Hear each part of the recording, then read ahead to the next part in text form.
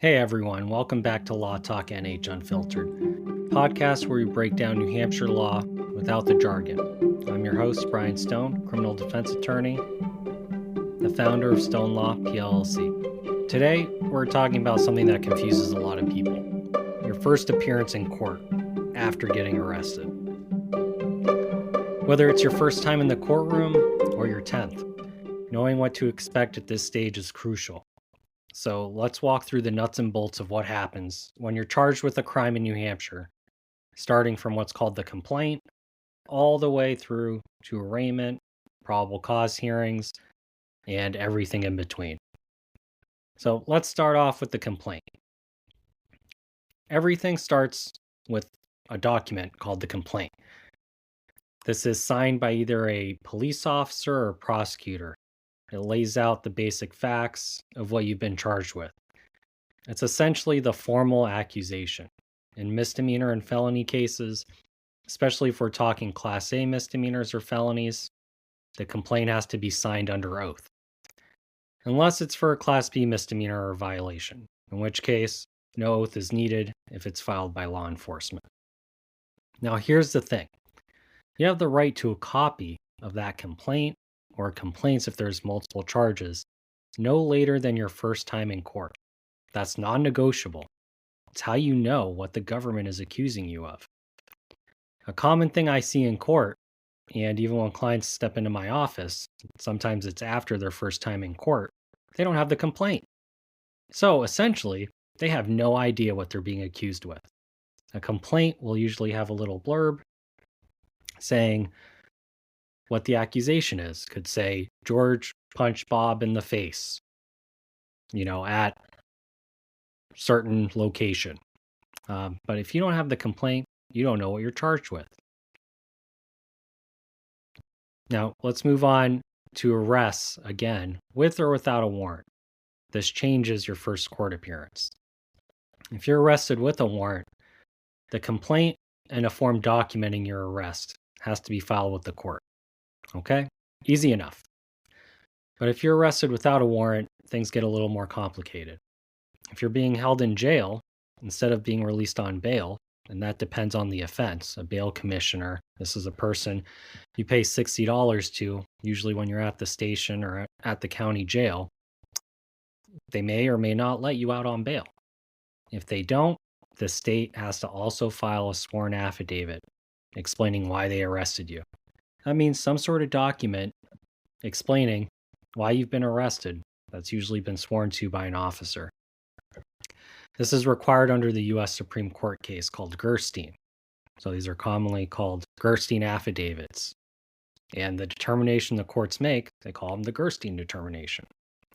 It's all about making sure the police had that probable cause to arrest you. Now, here's the kicker. That probable cause review has to happen within 48 hours of your arrest, excluding weekends and holidays. Now, this Gerstein hearing, sometimes it can happen during your first appearance, or it can occur at a separate hearing. But let's get one thing clear. The Gerstein determination is not a trial, and it's not adversarial. So that means, while you may be in the room practically at your first court appearance when the Gerstein determination is being made, in a general sense, you don't have the right to be there for the Gerstein determination. You don't get to call witnesses, and you don't get to argue. The court doesn't ask for your side of the story. All the state has to do is show there was probable cause for the arrest. They can do this through the sworn affidavit or oral testimony that's under oath and recorded in the courtroom. Now, in practice, what usually happens is this. You're sitting in the courtroom. The judge turns to the prosecutor and says, in legalese, tell me why this person was arrested. The prosecutor then reads out loud, usually from a sworn police report, which, let's be honest, is always written in a way that makes you sound guilty. That's their job. This is not the time to argue, to explain, or tell your side. Anything you say at the hearing can and will be used against you. It's also being audio recorded, so please, you shouldn't say anything about the alleged incident at the hearing. Oh, And if the prosecutor tries to talk to you before the hearing, don't fall for it. They may try to offer a quick deal, hoping you'll take it before you've even seen the evidence. That's not the time to make a deal. You don't know what you're doing yet.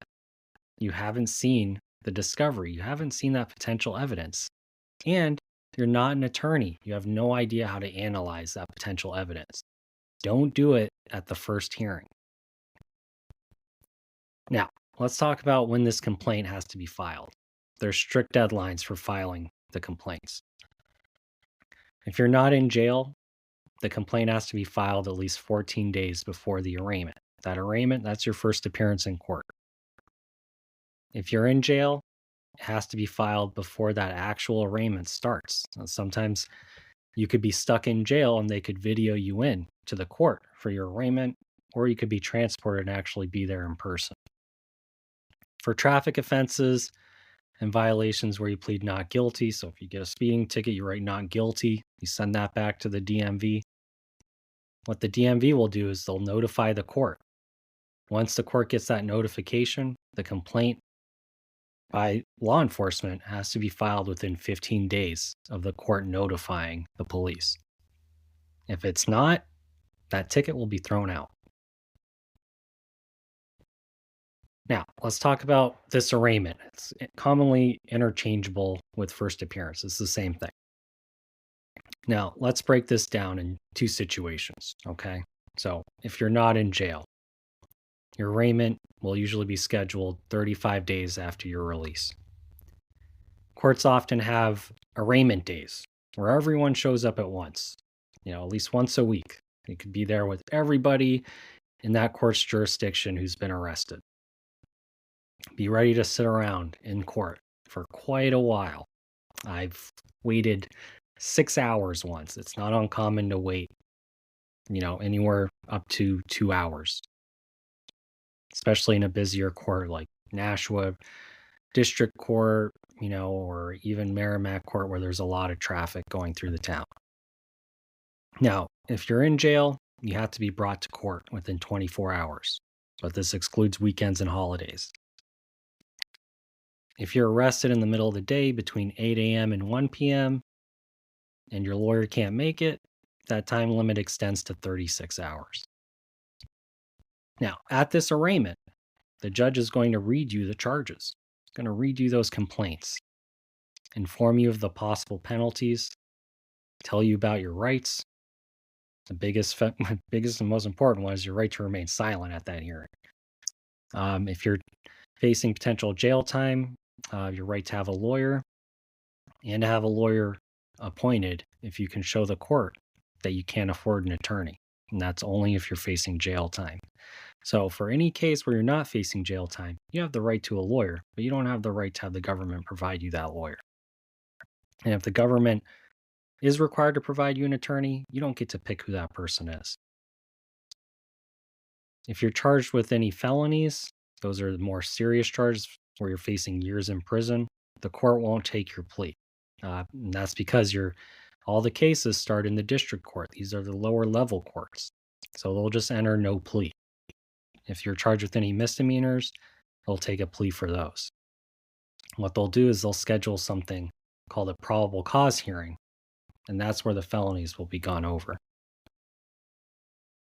If you're facing, again, those misdemeanors or violations, you'll be asked to plead guilty, not guilty, or no contest.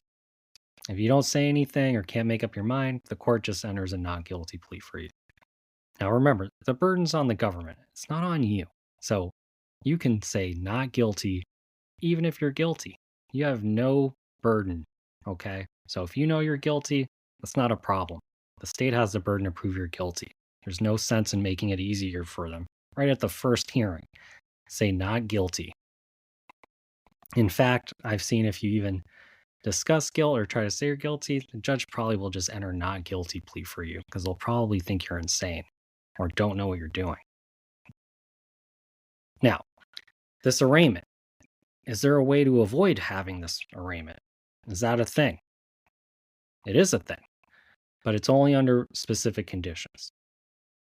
If you're charged with a Class A misdemeanor or a felony, so these are charges where you're facing incarceration, some sort of jail time or prison time, you can only waive arraignment. That means not have the arraignment, only if your lawyer files something in court called a waiver of arraignment.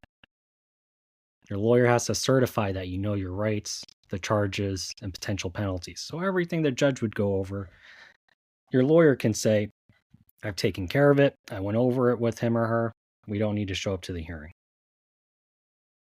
For Class B misdemeanors or violations, you can waive this on your own with a written form, but you have to supply that written form to the court, and you better supply it in advance. District courts do not like things on short notice. Now, let's go back to this probable cause hearing if you're charged with a felony. What it is and what it isn't. Okay, the hearing is after your arraignment. It'll be another scheduled hearing. It's only for those felonies. Okay, if you're in custody, this hearing, it happens within 10 days. All right, if you're not in custody, so if you're out on bail, it'll usually happen within 30 days. Now, what's this hearing about? The court wants to know if there's enough evidence to believe a crime was committed and you committed it. That goes back in prior episodes where we've discussed probable cause. So they're looking for probable cause for those felonies. At these hearings, rules of evidence don't apply. So there's usually rules in criminal court that everyone has to follow regarding whether some piece of information can be considered by the court or not. These rules do not apply at this hearing. But your lawyer can cross-examine witnesses. That means ask, anyone involved questions that are witnesses. You can testify yourself at that hearing, though you don't have to. And you can present your own evidence. And usually what will happen is the judge will either find probable cause, and they usually do. It's a very, very, very easy bar. Remember, that's the same bar just to get you arrested. So what they'll do is they'll bind you over. That means they'll transfer the case to the superior court. That's the higher level court where all the felonies are addressed. And those misdemeanor charges, they'll be with that felony case. So the case will transfer to another court, higher level court, or even transfer to a different prosecutor. If there's no probable cause, the felony charge gets thrown out. But that doesn't mean the state can't charge you later. So they could amend their accusation. They could change it. They could get new information down the road and just refile the complaint. What they can also do is they can just indict you. So that's where a grand jury, okay? So a prosecutor will go before a grand jury where you're not there. You might not even know it's even occurring. You probably won't. And that grand jury will decide if there's probable cause. So if there's an indictment, there's no probable cause hearing. And yes, this hearing, the probable cause hearing, you can waive it. So sometimes a defense attorney might say, all right, they obviously have probable cause. They've said the right things. The allegation makes sense. Then that's it. There's no reason to waste everyone's time with the hearing. But in certain circumstances, if the lawyer is really paying attention, doing what they're supposed to do, sometimes the allegation doesn't match what you're being charged with. And if those things don't match, there's no probable cause. Okay? For example, let's say there's a case where someone is charged with a felony for a car accident. That was a DUI for severely injuring someone, right? That severely injuring someone is something the state would have to prove at trial. Now, let's say that person in that car accident only got a big cut on their arm, and they got stitches, and there's no lasting injury. That doesn't qualify as a severe injury. So in that instance, the state does not have probable cause. That would be something you could contest at that probable cause hearing and get that felony thrown out. Now, let's wrap up. So this is your roadmap for your first appearance in court. From the complaint, to the Gerstein check, to the arraignment, and probable cause. It's a lot, I know, But here's the takeaway. Don't talk about the incident. Don't make any deals right out the get-go without an attorney. Get a lawyer, especially if you're facing jail time.